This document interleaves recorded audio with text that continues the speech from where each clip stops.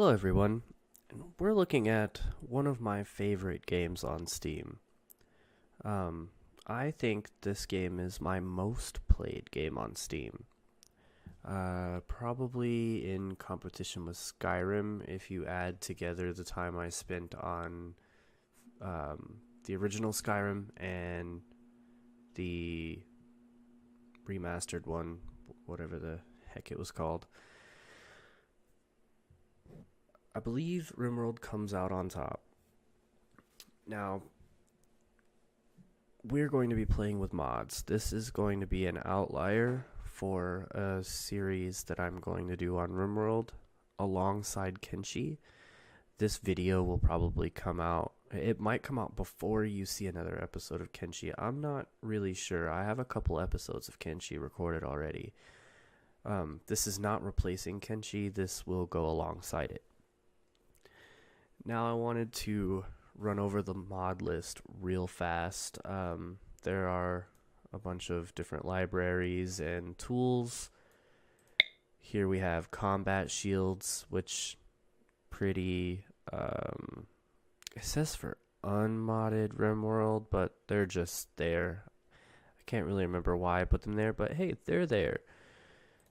Then we have farmable Nutramine, however you want to say that, from Neutraleaf.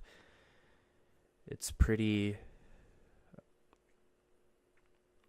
good mod, honestly. I always hated trying to get this stuff without this mod. Damage indicators, just because it's a quality of life thing, you can see the damage taken, kind of like in Kenshi whenever you get hit. RimQuest adds quest givers to trader groups and caravans. I really liked it just because it's kind of more of like a mid-game type deal. I don't really mess with them in the early game, but it's a nice addition. Then we have simple sidearms. It allows you to bring more weapons to a fight.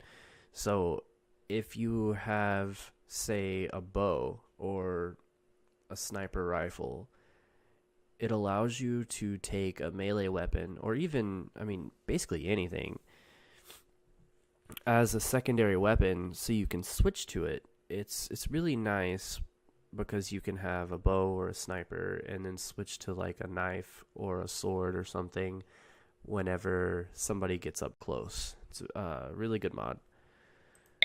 Blueprints allows you to make blueprints, so then you can, if you're like me and you like to make like all the bedrooms the same, then you can just make a blueprint of the bedroom and plop it down multiple times.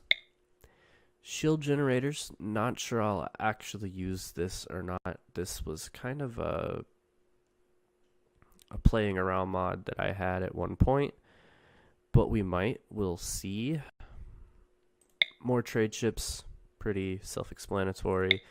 Moody adds this thing right here, and basically it will show an at-a-glance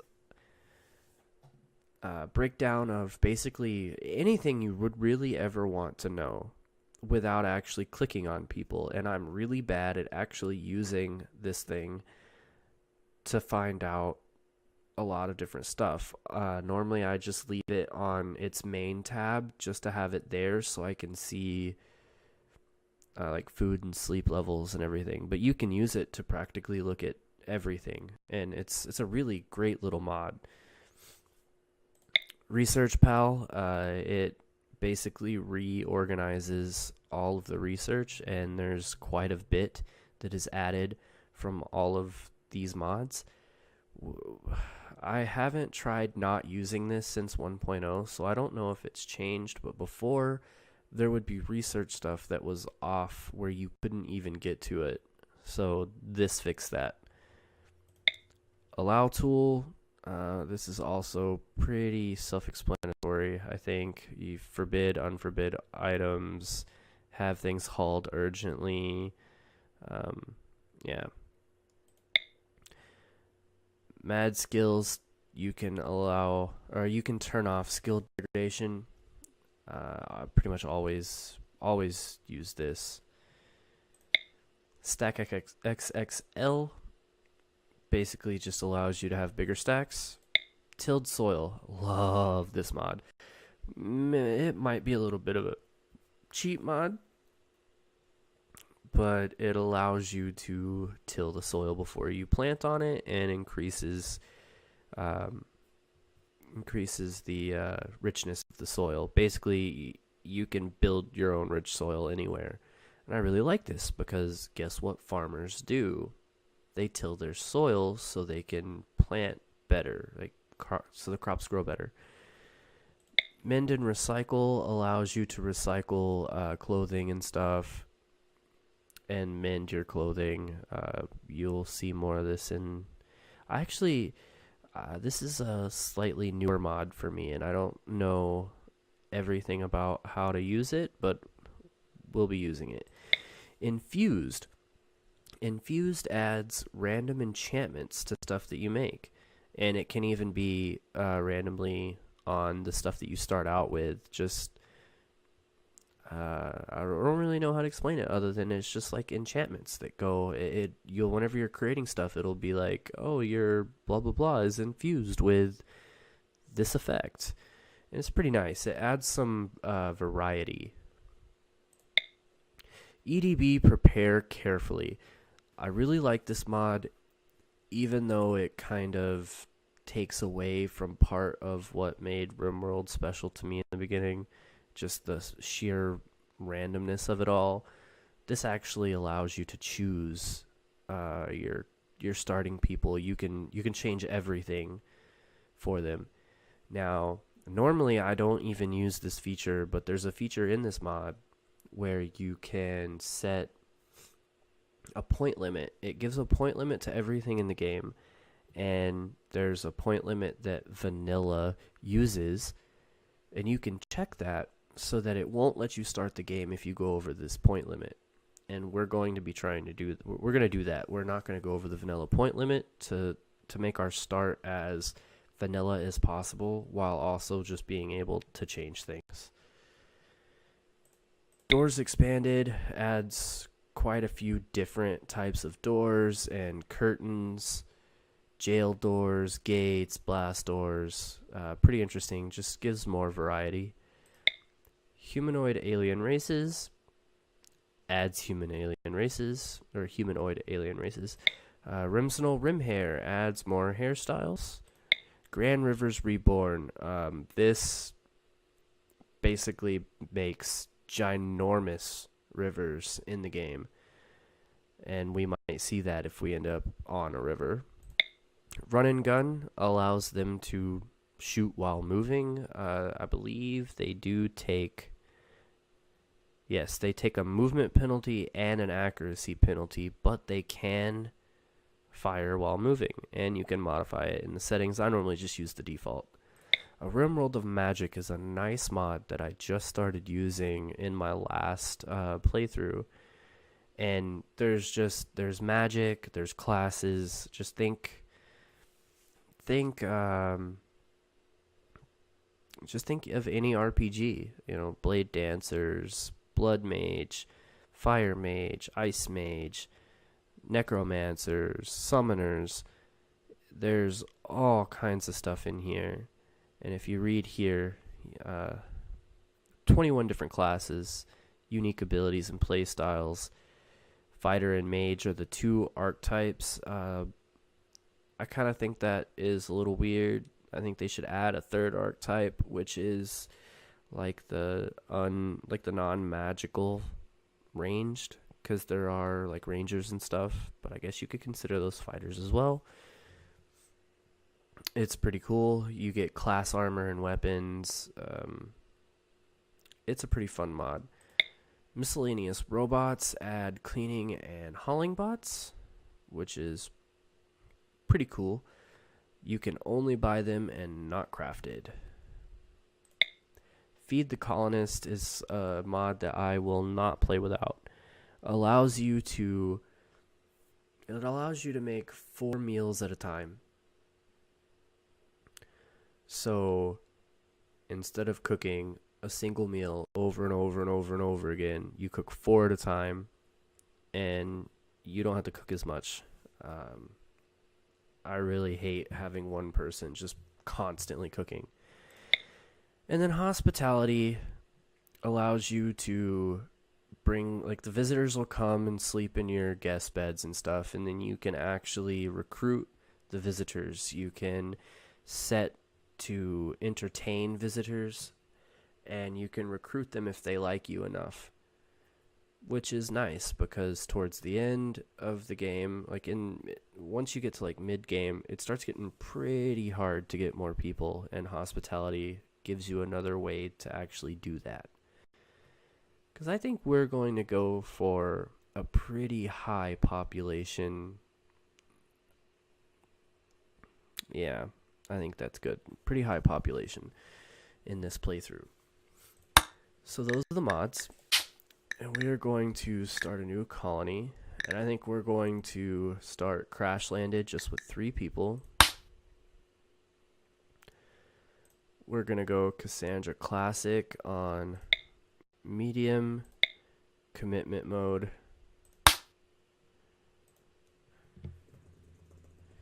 Seed. Blackfire YouTube. 100%. We're going to drop the temperature down 1 and leave rainfall where it's at. And generate. Sometimes this takes a minute, sometimes it doesn't. Did up the whole world. Honestly, don't know why, because, I mean, sometimes I sit and try to find the perfect little spot, but I think we're just going to select random site. We might hit it a couple of times. The Boreal Forest. Harsh winters. And we actually put, yeah, -22. And you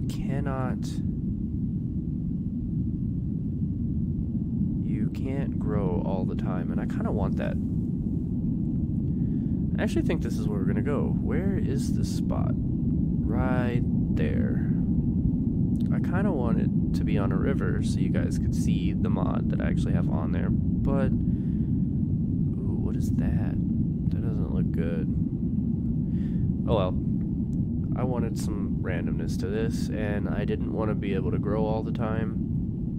And this is a pretty low average temperature. Might make things interesting. So this is what we're going to go with.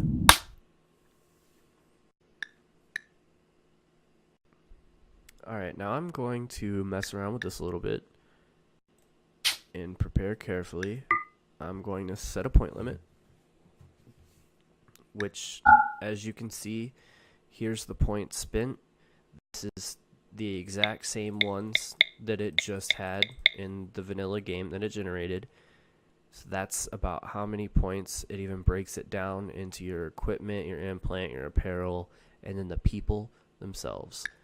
So we're going to set that on, and I'm going to mess with this and try to keep it as close, or I mean not as close, but I'm going to have it either 0 or have actual points remaining one way or another. And we'll get back whenever I actually set all this up. Okay. We'll start with the person named after me. And we should probably fix that spelling error here. No, this is not my real age, but we're going to be a younger character, apocalypse survivor. No adulthood thing, because I think you have to be 20 to get one. Traits, summoner. This is from what was it? Rimworld of Magic, I think it's called. I have tweaked things so that I could just basically be a jack of all trades with a couple of interests. I pretty much left him to his own little devices here. This is basically how he was originally. I think I clicked off of a trait on accident and it didn't do anything with the points. I just couldn't remember what was there.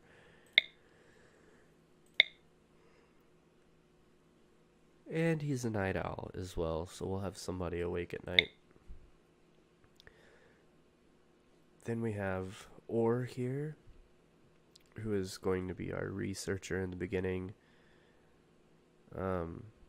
Clone farm childhood, veterinarian adulthood, so she's got a little bit of medical, not too much more than anything else. Let's see. Nope, we can't actually increase it.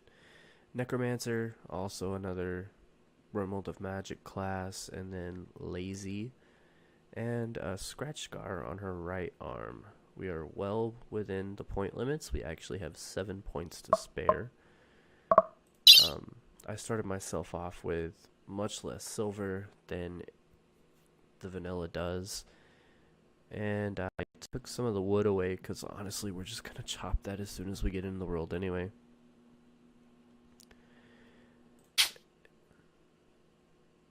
Yes.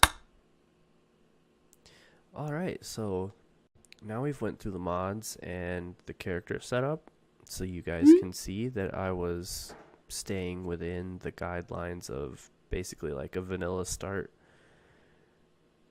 The three of you awake in your crypto sleep sarcophagi to the sound of sirens and ripping metal. You barely get to the escape pods before the ship is torn apart. Sometime later, you land on this unknown Rimworld. As pieces of the shredded starship fall around you, you start making plans to survive. And this is actually where we're going to leave this video off, because this was just meant to kind of be like an episode 0.5 type deal, introducing the new series to the channel and showing you guys what mods I was going to be using and all of that. So we're going to hit OK here, if it'll let us. Boy, that was loud. I hope it's not that loud in the video. We will just turn that way down.